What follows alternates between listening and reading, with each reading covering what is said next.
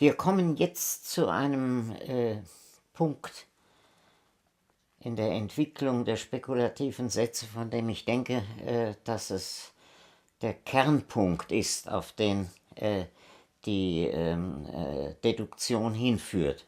Ich möchte darum ganz kurz noch einmal die Schritte, die wir jetzt gegangen sind, vorausschicken, um zu zeigen, in welcher Systematik wir weiterschreiten. Wir haben begonnen mit dem Axiom aller spekulativen Philosophie, dem Hegelsatz, das Wahre ist das Ganze, jenem Axiom, das sich am Ende der Entwicklung unserer Gedanken dann in einer gewissen Weise auch muss erweisen. Axiome werden ja nicht bewiesen, aber sie sind doch erweisbar. Wir sind dann zu dem Fundamentalsatz, von dem jede spekulative Philosophie auszugehen hat, weitergeschritten, dem Satz des Parmenides über die Selbigkeit von Denken und Sein, und haben die Struktur dessen, was Selbes in diesem Satz heißen kann, zu analysieren versucht, weil ja über der Selbigkeit von Denken und Sein gerade die Behauptung aufgebaut werden kann und muss, dass das Denken ein Spiegelbild, eine Spiegelung des außer dem Denken Seienden sei. Der nächste Schritt führte uns dann darüber hinaus zu jener Frage, in der wir dann die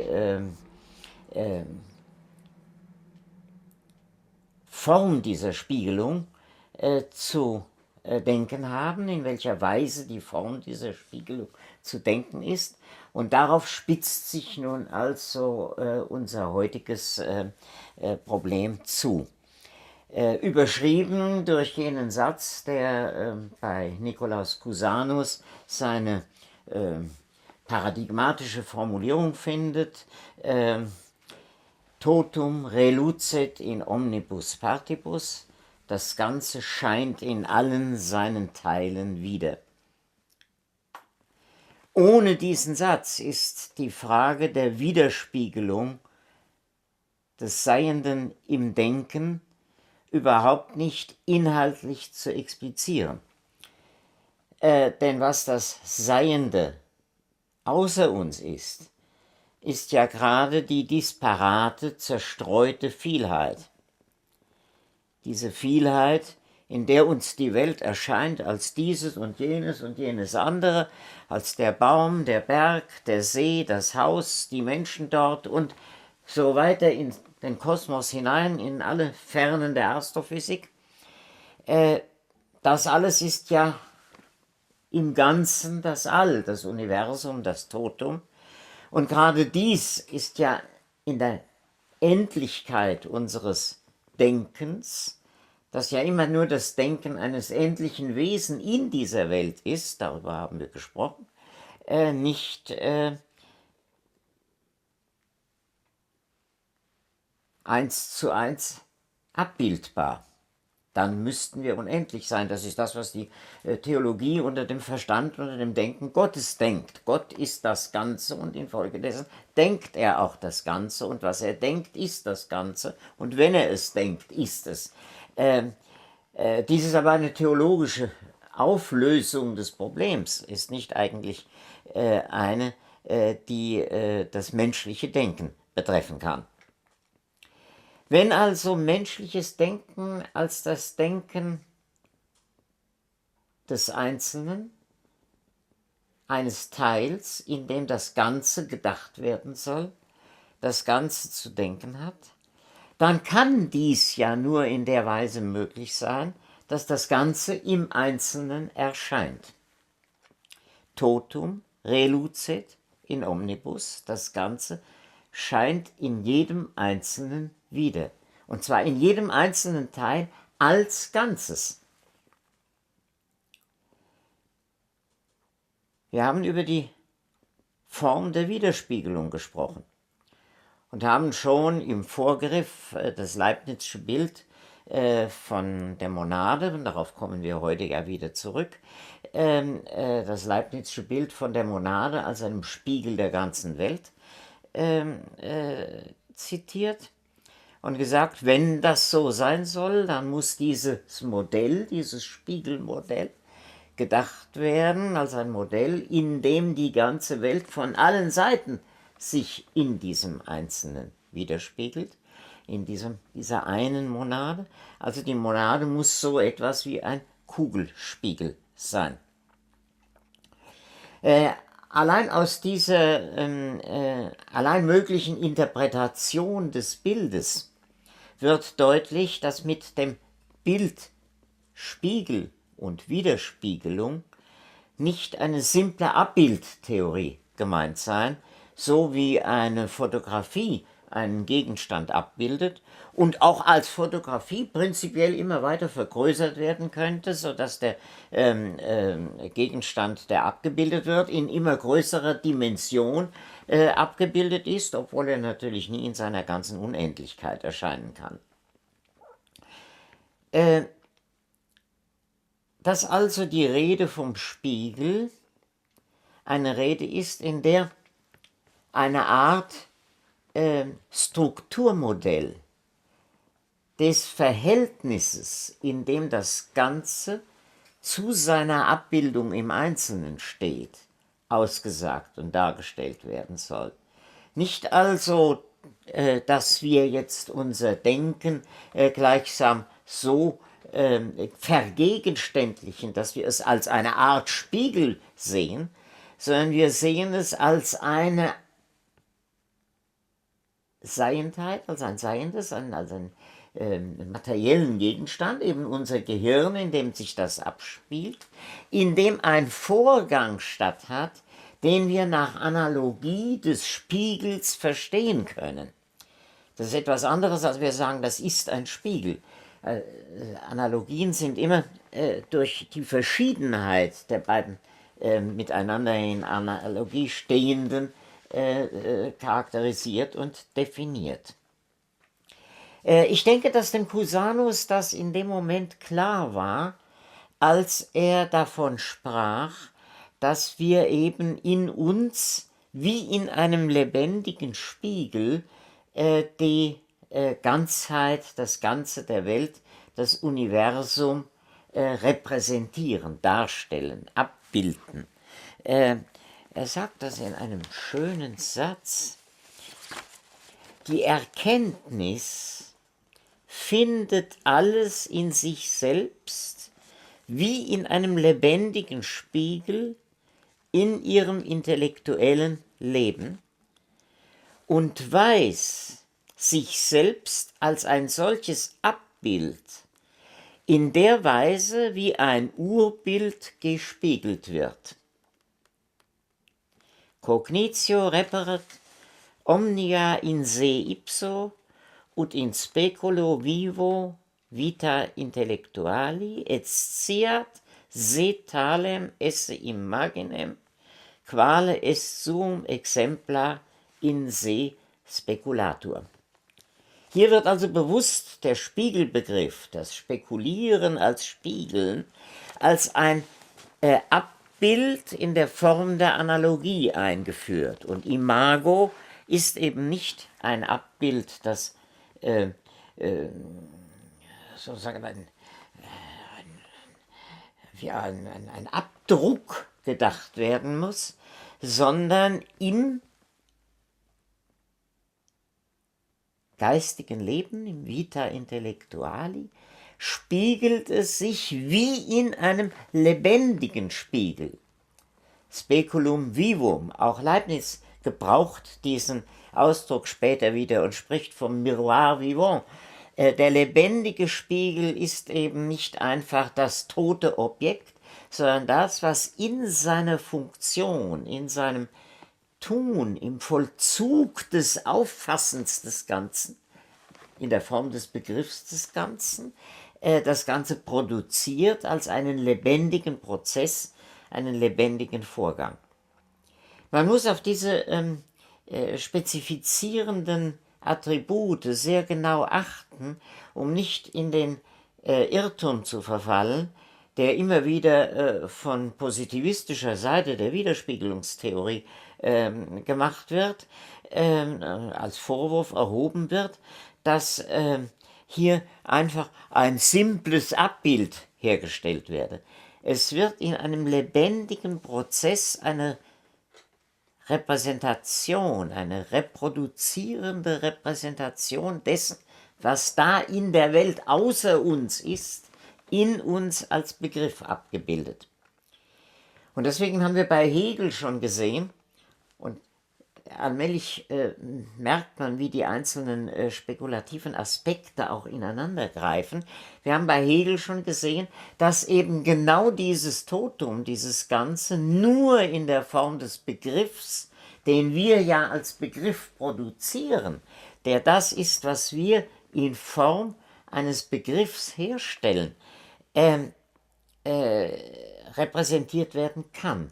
Dass das Totum nicht als Totum sich repräsentiert, sondern in der Konstruktion des Gedankens eines Totum in unserer Vita Intellectuali. Das heißt, wenn wir als Einzelnes das Ganze in uns repräsentieren, dann tun wir es immer von dem Standort aus, von dem Punkt aus, an dem wir stehen und es auffassen. Das heißt, die Reproduktion des Ganzen kann schon nicht identisch mit dem Ganzen sein, sondern sie ist perspektivisch auf den Punkt bezogen, oder wenn man will, perspektivisch verzerrt, durch den Standort, an dem die Reproduktion sich vollzieht. Cusanus sagt das an einer anderen Stelle auf seine Worte sehr deutlich. Er sagt nämlich omnia in omnibus suo modo. Jedes ist in jedem anderen, beides ist Plural, omnia und omnibus. Omnia in omnibus suo modo, jeweils auf seine spezifische Weise. Das ist das, was Leibniz dann die Perspektivität nennt. Die Perspektivität der Erkenntnis, die Perspektivität überhaupt jeder Reflexion, die das außer einer Sache Seiende in der Sache reflektiert, bezogen auf den Standort. Wenn wir diesen Standort nun nicht nur im Sinne der gebrauchten Metapher jetzt als einen Ort im räumlichen Sinne verstehen, sondern auch als einen Ort in der Zeit, in dem ja nun das ganze Umfeld sich in der zeitlichen Entwicklung auch wieder verschiebt, dann haben wir eine raumzeitliche Relativität dieses perspektivisch Abgebildeten, die deutlich macht, dass einerseits jede Reproduktion, jede Repräsentation des Seienden in uns eine relative, auf Raum und Zeit relative ist, aber doch andererseits immer eine Reproduktion jenes Ganzen, das in uns widerscheint. Und ich denke, es ist wichtig, den Zeitfaktor dabei mit in Betracht zu ziehen, weil nämlich indem wir den Zeitfaktor für die Bestimmung des Ortes, für die Topologie dessen, wo wir diese Reflexion, diese Repräsentation des Ganzen vollziehen, mit einbeziehen, auch erkennen, dass wir nicht nur Wesen sind, die Gegenwärtiges im gegenwärtigen Augenblick als Gegenwärtiges reflektieren, sondern im Zeitstrom durch das Vergangene wie durch das Zukünftige, was noch zu kommen vermag, mit in die Spiegelung hineingenommen werden. Dass also die Spiegelung im Widerspiegelungsbegriff nicht, wie jede Abbildtheorie irrtümlich voraussetzen muss, sich auf das, was da gerade ist, da ist ein Gegenstand und da ist sein Bild und die beiden sind gegenwärtig und momentan aufeinander bezogen, sondern dass hier durch die Historizität des Ortes, an dem wir uns befinden, zugleich das Moment der Erinnerung und das Moment der Antizipation mitgedacht werden in dem, was ein Miroir vivant, was ein Speculum vivum, ein lebendiger Spiegel ist, im Gegensatz zu einem toten Spiegel, der immer nur das jeweils Gegenwärtige widerspiegeln kann. Ich halte diese Ergänzung für ganz wesentlich, um der Widerspiegelungstheorie jene ontologische Dimension zu geben, in der allein sie das leisten kann, was sie als Modell des Verhältnisses des Einzelnen zum Ganzen zu leisten hat. Und dass wir dann auch erkennen, dass es so etwas wie eine graduelle Abstufung von Reflexionsverhältnissen, von Widerspiegelungsverhältnissen in der Welt gibt, dass sich also der Satz totum relucet in omnibus partibus sich nicht nur darauf bezieht, dass ein solcher Teil wir mit unserem Denken sind. Es heißt also nicht, dass das Totum sich in omnes cogitationes, in allen Gedanken widerspiegelt, sondern in allen seinen Teilen. Das bedeutet also auch, dass in dem Teil, der Stein dort auf dem Boden ist, sich das Ganze des Weltalls spiegelt. Aber natürlich in einer viel, jetzt wiederum metaphorisch gesagt, dumpferen Weise, als da, wo es reflektiert in der Gedankenwelt als Begriff sich widerspiegelt. Das heißt, das Widerspiegelungsverhältnis wird, und das meine ich, setzt bei Cusanus ganz deutlich ein, wird als Verhältnis gedacht, in dem das Ganze zu seinen Teilen oder die Teile zum Ganzen stehen, als ein Verhältnis der Weltlichkeit der Welt und nicht als ein epistemologisches Verhältnis des Erkennens und Denkens zur Welt. Das Denken ist nur eines dieser Elemente, in dem sich die Welt spiegelt. Und Leibniz hat dafür dann, zurückgreifend auf ein altes stoisches Modell der undeutlichen und deutlichen Erkenntnis, der Perceptio distincta und confusa, davon Gebrauch gemacht und die Form der Widerspiegelung in dieser universellen Weise, dass jedes Teil alles widerspiegelt, als eine in sich graduell gestufte Form zwischen einem ganz verworrenen und undeutlichen Widerspiegeln, worin keine Reflexion, kein Bewusstsein des Widerspiegelns auftritt, bis hin zu der bewusstesten Form des menschlichen Denkens, in der diese Widerspiegelung in die Form des Begriffs gebracht wird, als eine Architektur sozusagen von Widerspiegelungsverhältnissen aufgebaut, sodass also die sogenannte tote Materie, der Fels da draußen vor dem Fenster, die, wenn man so sagen darf, kleinste, minimalste Form ist, in der sich das ganze Weltall widerspiegelt. Aber wie widerspiegelt das? Weil alle Materie auf alle Materie natürlich eine Wirkung, einen Einfluss ausübt, allein durch das Gravitationsgesetz und alle die Dinge, die damit zusammenhängen. Überall die sich langsam entwickelnden Reaktionsformen, die mit dem Lebendigen beginnen, das zum ersten Mal mit dem Auftauchen von Aminosäuren auch Reaktionsweisen der Materie auf ihre Umwelt möglich werden, woraus sich so allmählich Amöben und die ersten Lebewesen entwickeln, bis hin schließlich zu Pflanzen, zu Tieren, bis dann auf der obersten Entwicklungsstufe in einer Dialektik der Natur der Mensch als derjenige, bis jetzt obersten Entwicklungsstufe, sagen wir mal vorsichtig, denn es liegt ja noch ein unendliches Weltall vor uns, der Mensch als die Stufe hervortritt, in der die Widerspiegelung sich so vollzieht, dass sie als Widerspiegelung auch erkannt wird.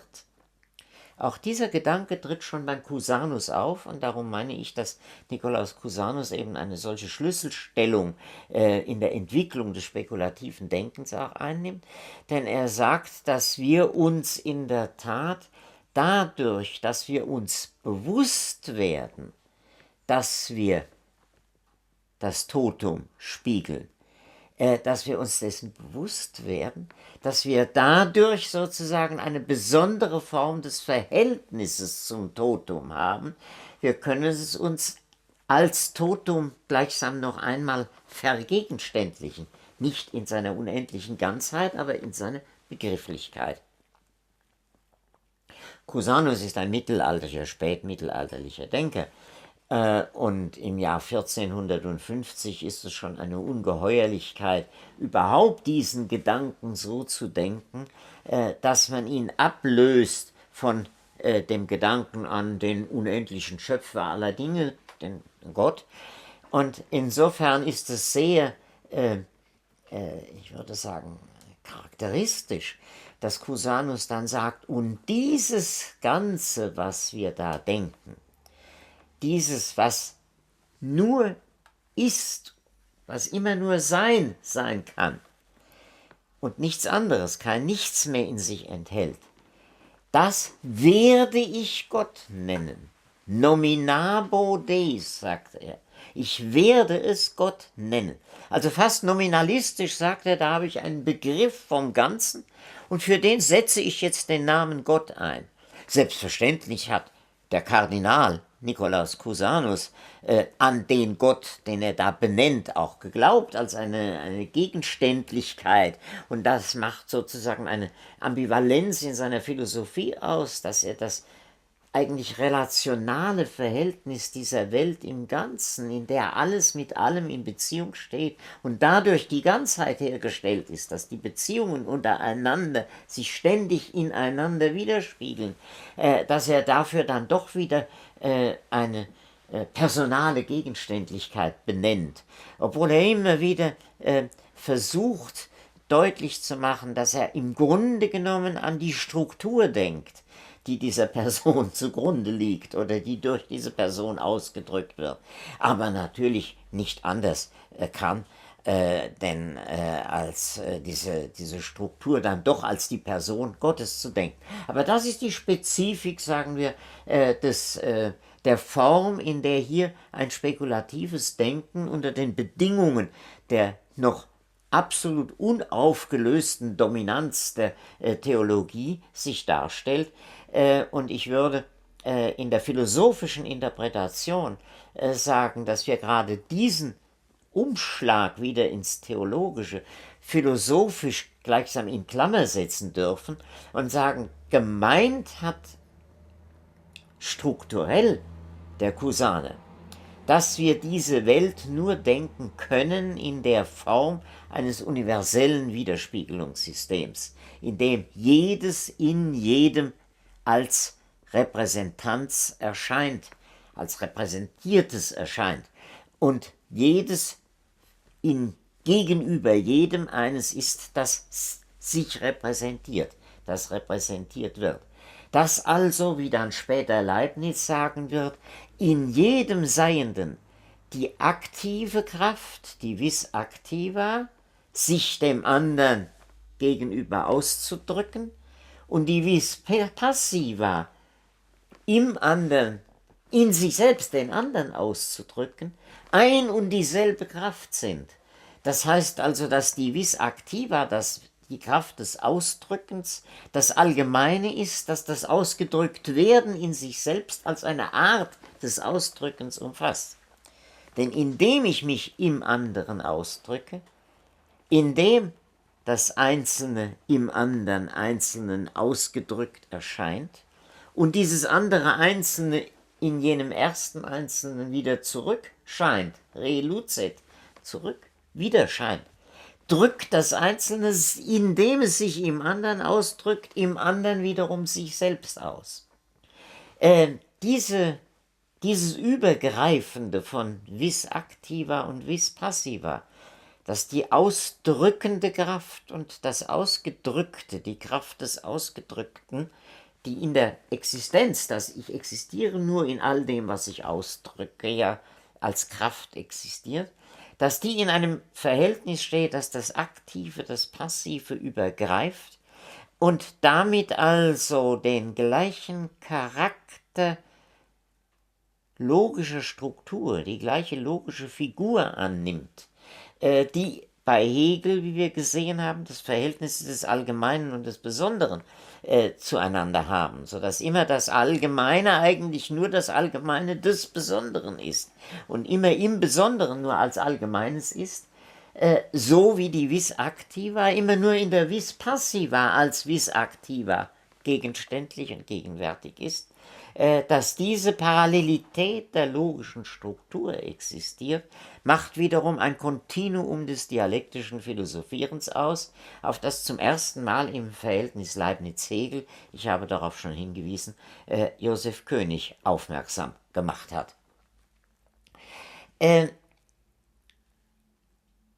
Man sieht, wie schwierig es ist und wird, dieses spekulative Denken, das zunächst einmal so einfach schien, dass wir ein Ganzes in uns denken, nun so deutlich zu machen, dass wir es auch begreifen können, in welcher Struktur, in welchem Ablaufsverfahren sich diese wechselseitige Repräsentation darstellt. Denn wenn ein Einzelnes sich im anderen Einzelnen ausdrückt und jedes Einzelne sich in jedem Einzelnen ausdrückt, ist das ja ein universelles Wechselwirkungsverhältnis. Immer A drückt sich in B aus, aber B auch in A, aber B auch in C und C in B und C in A und A in C. Es gibt also ein unendliches Geflecht von Ausdrucksverhältnissen, von Repräsentationsverhältnissen. Und wenn wir nun wie Leibniz das dann sagt, jedes Einzelseiende nur dadurch definieren können, in dem So-Sein, in dem es ist, indem wir sagen, es repräsentiert das Ganze suo modo, auf diese und diese Weise, dann sehen wir, dass mit einer unendlichen Menge von Einzelnen, die sich gegenseitig repräsentieren und immer in jeweils anderem perspektivischen Verhältnis zueinander und auch in größerer Nähe und Ferne zueinander stehen, eine unendliche Menge, eine unendliche Zahl von Repräsentationsmöglichkeiten entsteht, die die Welt ausmachen. Dass wir also eine unendlich vielfältige Welt als eine Welt, das ist ja das große Problem schon seit der antiken Philosophie gewesen, wie die Einheit des Vielen gedacht werden könne, dass wir eine unendliche Welt als eine Welt über dieser Rekonstruktion des sich Herstellens der Beziehung der vielen als eine Ganzheit, als ein Geflecht dieser Beziehung zu denken vermögen.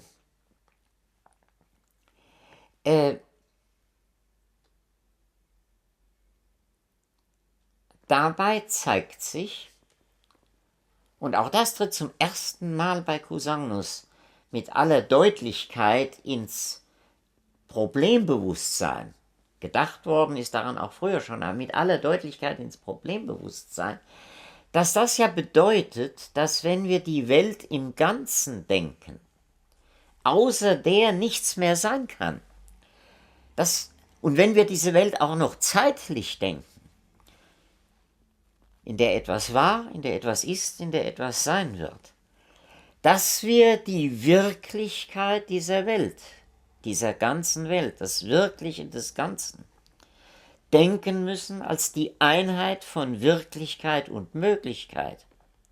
Das heißt, dass wir das, was wir möglich nennen, als möglich denken müssen, in der Weise, dass es, wenn es möglich ist, es ein Modus von Wirklichkeit, eine Art der Wirklichkeit ist.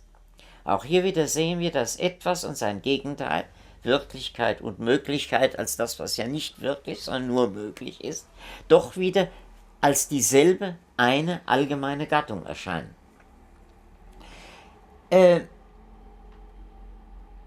Cusanus hatte nun das Problem, und darum musste ich auf die sozusagen theologischen Implikationen bei ihm auch kurz zu sprechen kommen, dass selbstverständlich alles Wirkliche und Mögliche im Gedanken Gottes gleichzeitig vorhanden ist.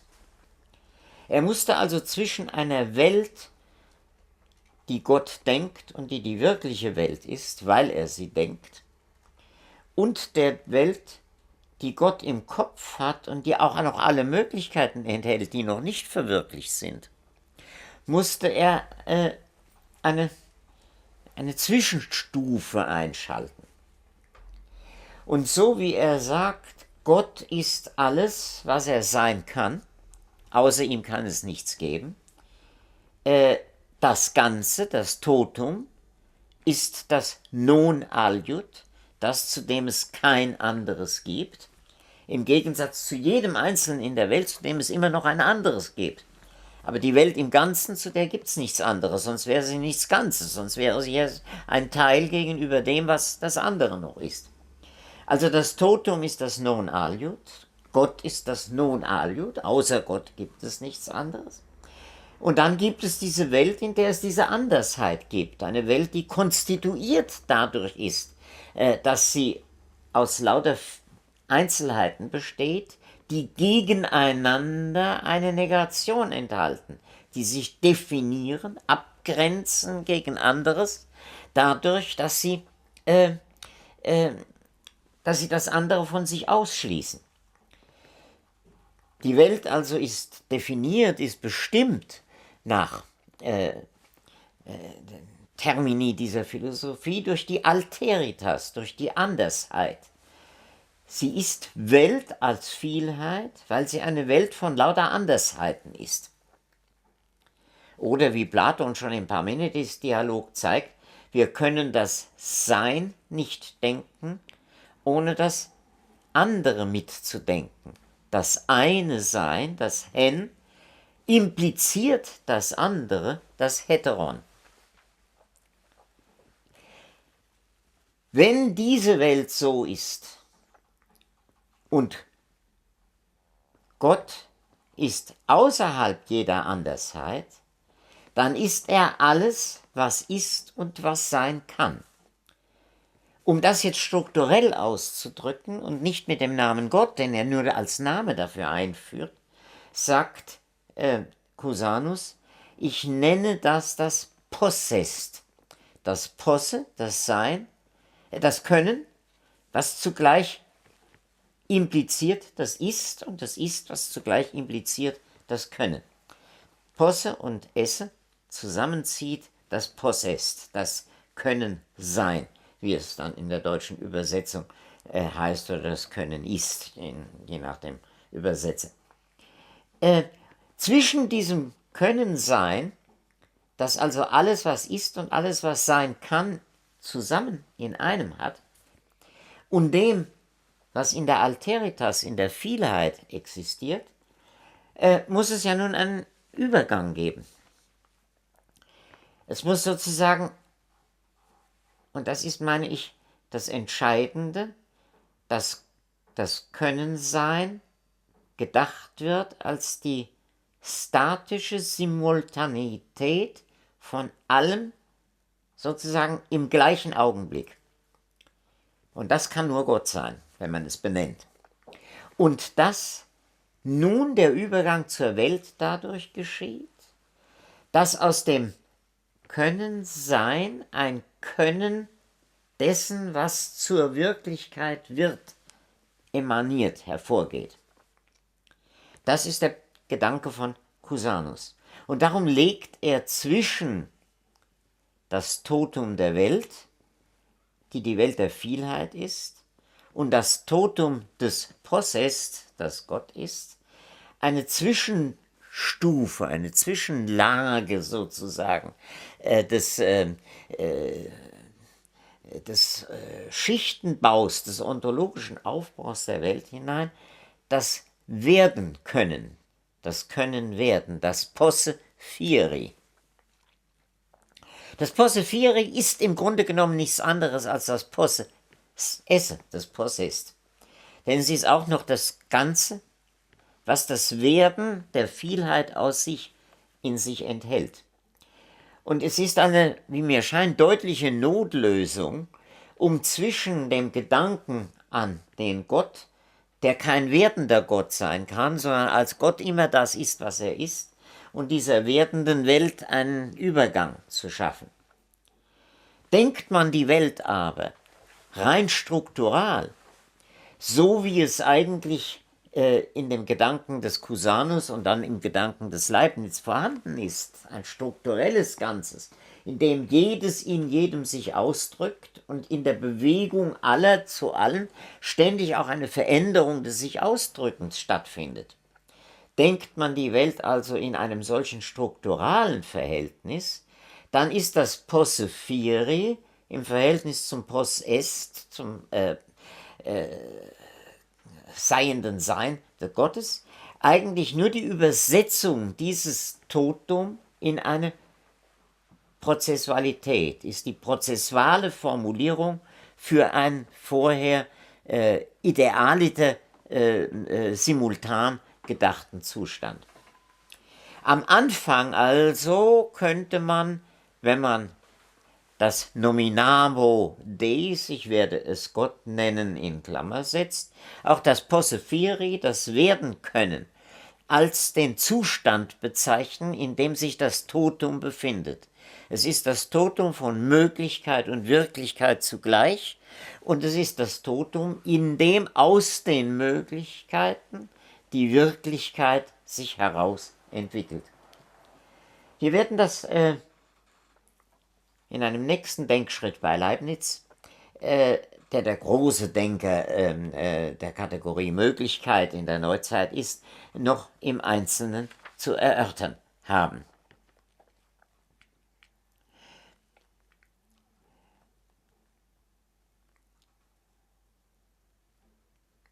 Ich denke, dass wir uns damit etwas verdeutlichen müssen.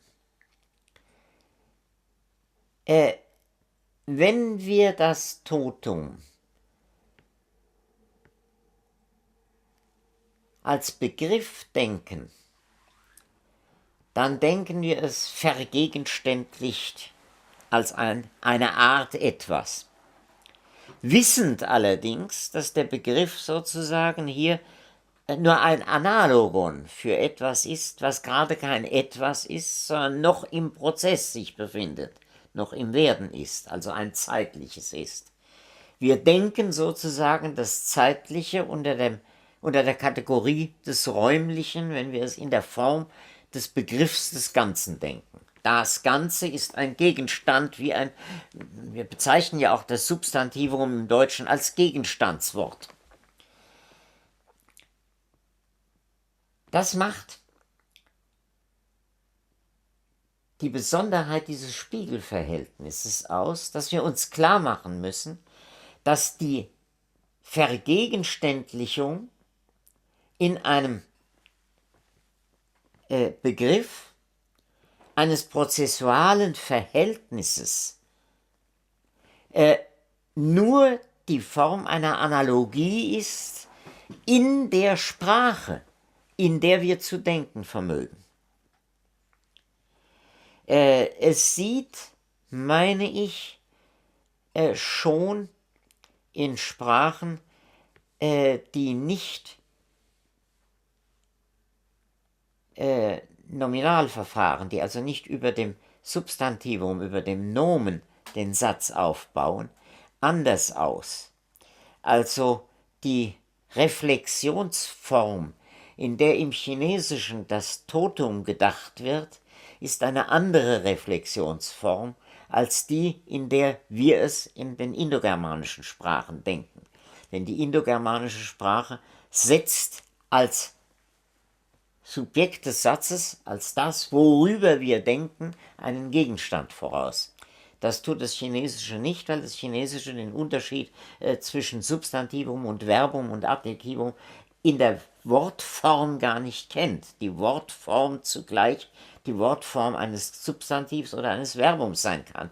Dao kann der Weg heißen, kann aber auch gehen, den Weg gehen heißen. Das ist aus dem Wort Dao selbst nicht zu entnehmen.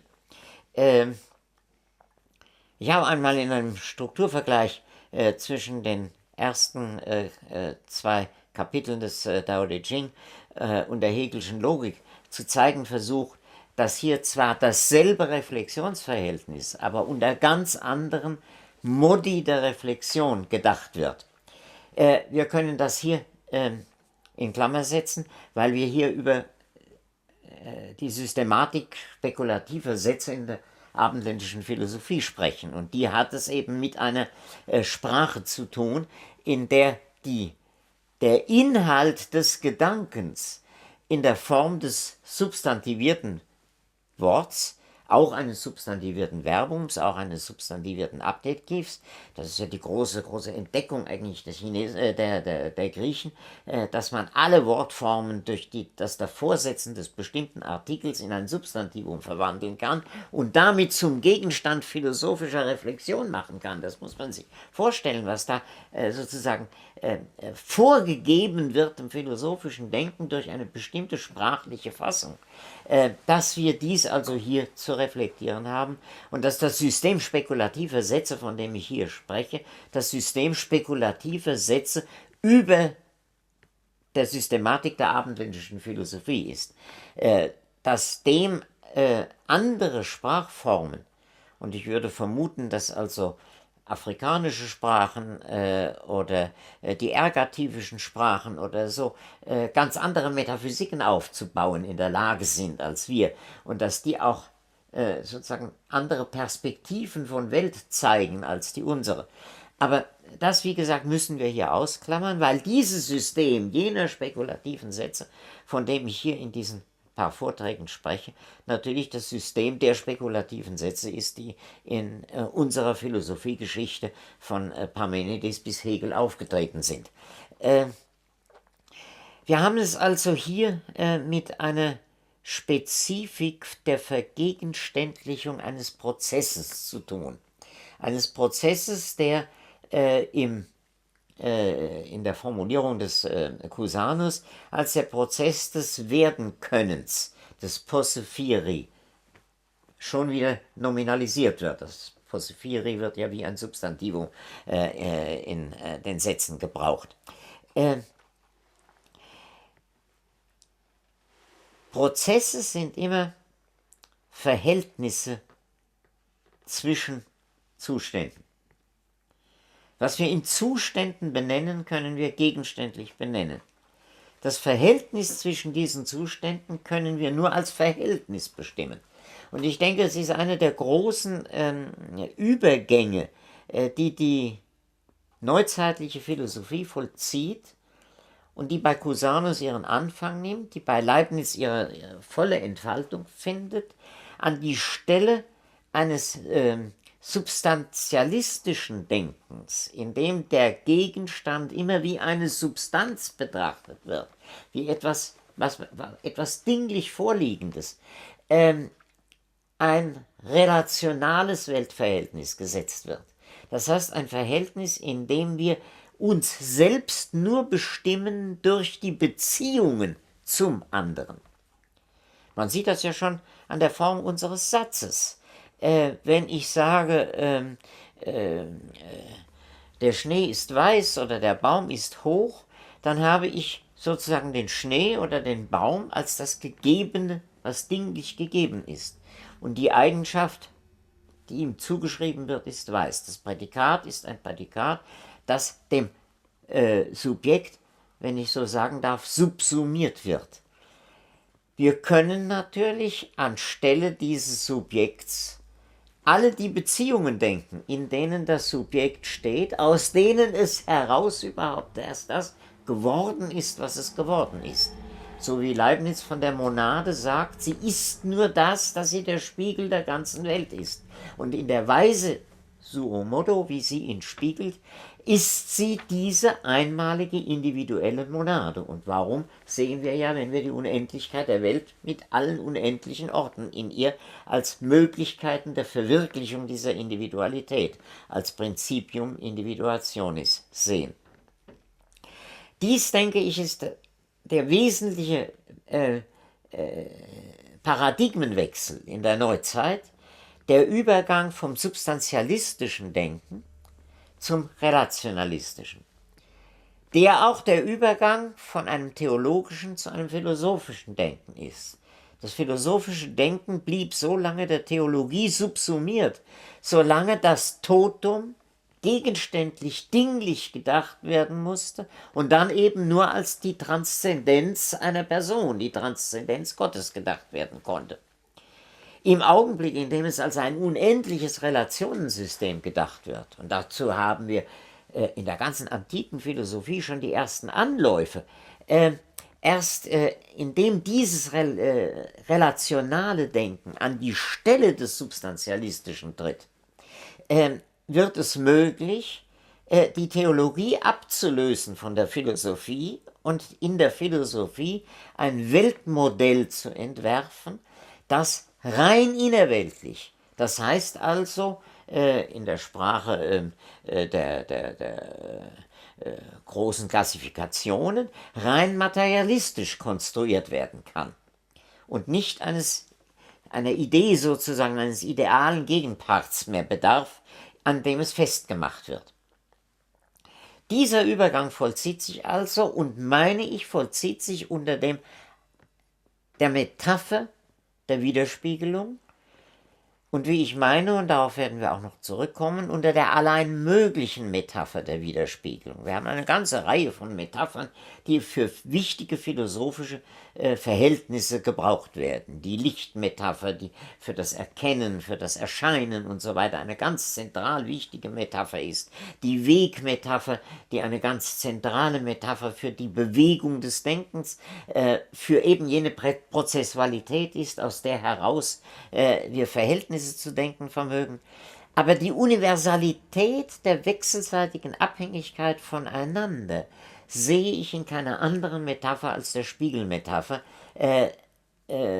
sagen wir, so reichhaltig abgebildet, dass sie es ermöglicht, ein Modell von Welt im Ganzen zu denken, das dann in dem Spiegel wieder vergegenständlicht wird, das im Begriff der Spiegelung prozessual denkbar bleibt und das im Verhältnis von dem Ganzen, das immer außerhalb des Einzelnen erst als Ganzes ist, und dem Einzelnen, das als Einzelnes Es selbst ist, dieses Verhältnis auszudrücken und zu denken vermag. Um dies konsequent zu Ende denken zu können, muss allerdings, und darauf sind wir jetzt bei Cusanus mit dem Begriff des Posse fieri gestoßen, bereits die Wirklichkeit des Möglichen mitgedacht werden können.